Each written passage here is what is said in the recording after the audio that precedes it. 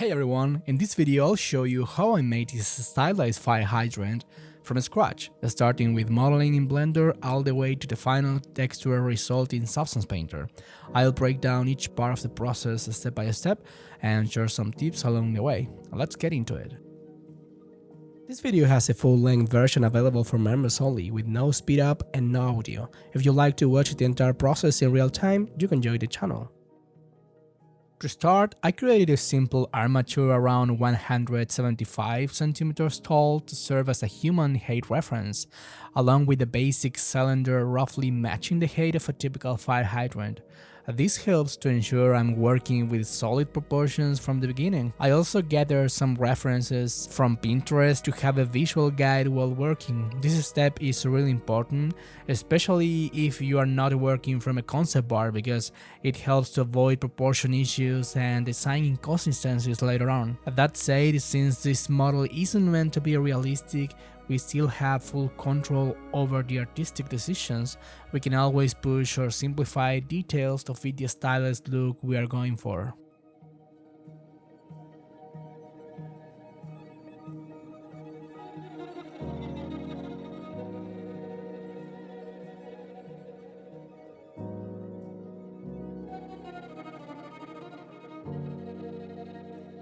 For this part, I needed to extrude a cylindrical piece for the fire hydrant. It is important to make sure that the connection between the two parts is clean.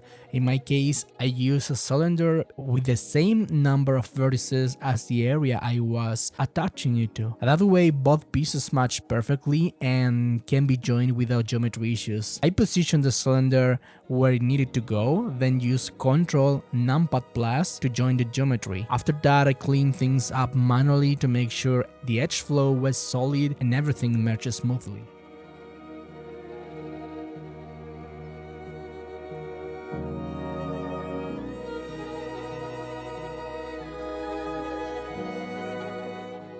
I followed the same process for the cylindrical piece on the top of the hydrant as well, matching the vertex count and carefully merging it to keep the geometry clean.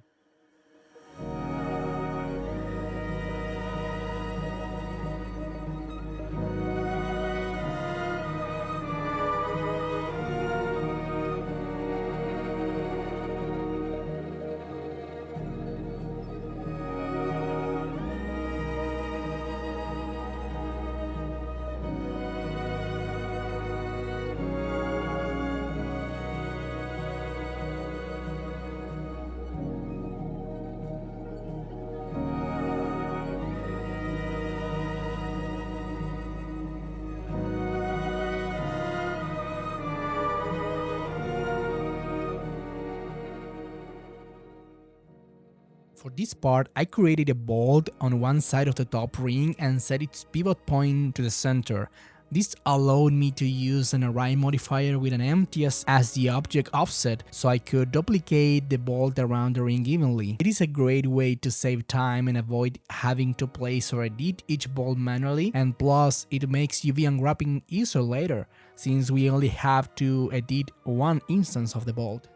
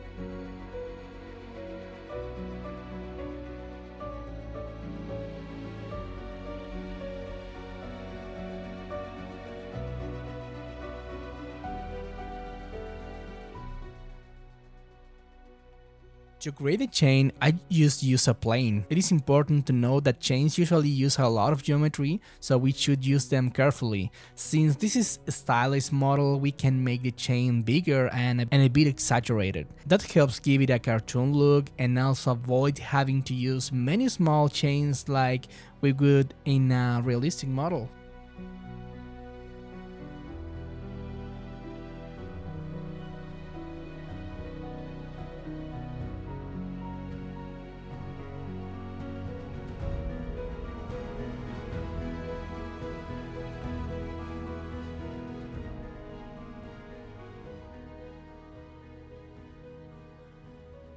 To avoid duplicating each chain piece one by one, I use Alt plus a V to create instance duplicates. This way I only need to edit one piece and all the others update automatically.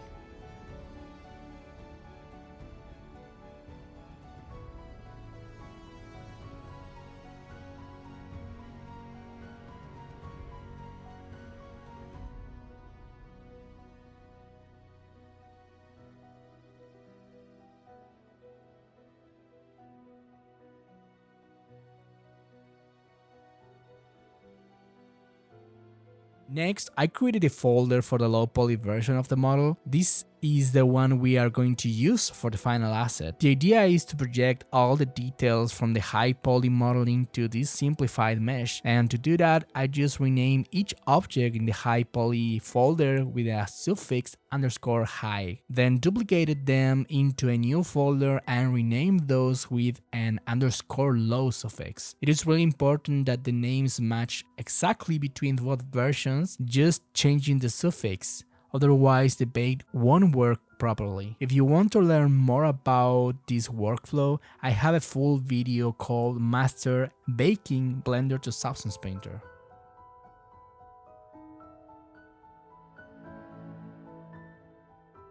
Now it's time to start simplifying the low poly version. We can reduce as many polygons as we want in different ways, and while doing that we also start creating the UVs manually, adding seams where needed. It is important to know that even though we can lower the geometry a lot, we should always keep the silhouette, or we might run into problems during baking. If we want to reduce cylindrical parts like this hydrant, one way is to remove vertical edges, kind of like on subdividing the mesh, and in my case I choose not to do that because I wanted to keep the model looking more rounded. There are many ways to optimize models for games, but that's a much bigger topic than what I can cover in this video.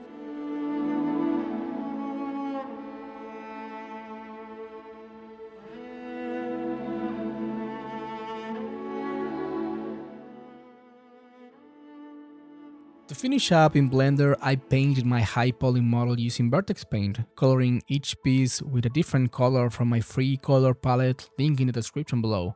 This way, each piece works as a mask to apply materials easily inside Substance Painter. If we don't do this, we would have to use polygon fill manually in Substance Painter, which works, but can be more limiting.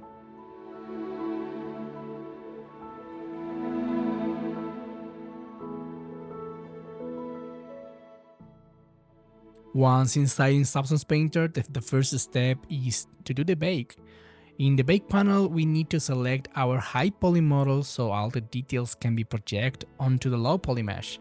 I usually do a low resolution bake first to make sure there are no glitches or issues, and then I go for a final bake in 8K. Make sure to check match by mesh name so each piece only projects onto its matching low poly part. This helps to avoid weird bakes across different objects. For the texturing, I start with my basic smooth material, which you can also get for free in the description below. And first I apply a basic metal material. This will be the base layer of this hydrant, and because on top of that I'll later add a red paint material and start removing parts of it to reveal the metal underneath, creating some kind of a worn look.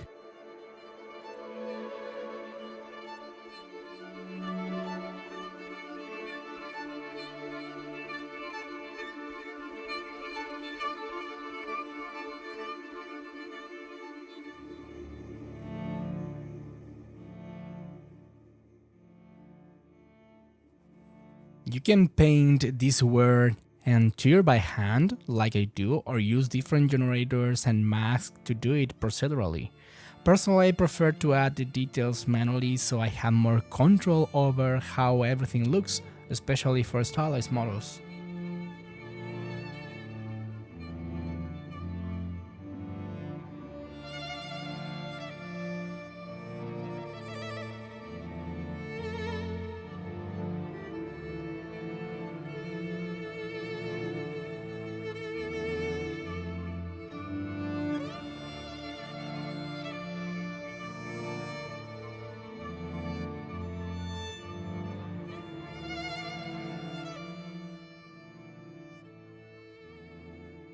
In Photoshop, I added some made-up text to create an engravement detail on the metal. Based on my references, I noticed that adding something like this could work well, so I used a font that fits the stylized look to make it feel more part of the model.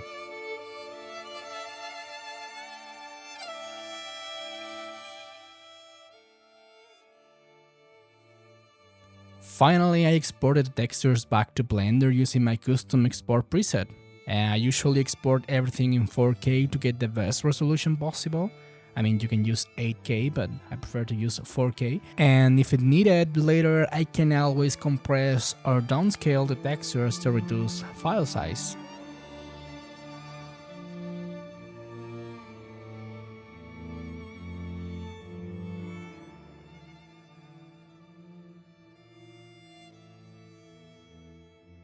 To add a final cartoon stylized touch, I applied a lattice with a few subdivisions and used it to deform the hydrant.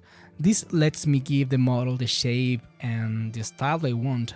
I always prefer doing these deformations at the end rather than before texturing. It gives me more control and flexibility if I want to make changes or undo the deformation later. And this was the final result. I really hope you like it. And don't forget to leave a like and subscribe to the channel. Also remember that this video and others are available without audio and no speed up, exclusively for channel members. You can also create color variations of this model easily by just changing that paint layer in Substance Painter. And that's it. I really hope this was helpful and I'll see you in the next video.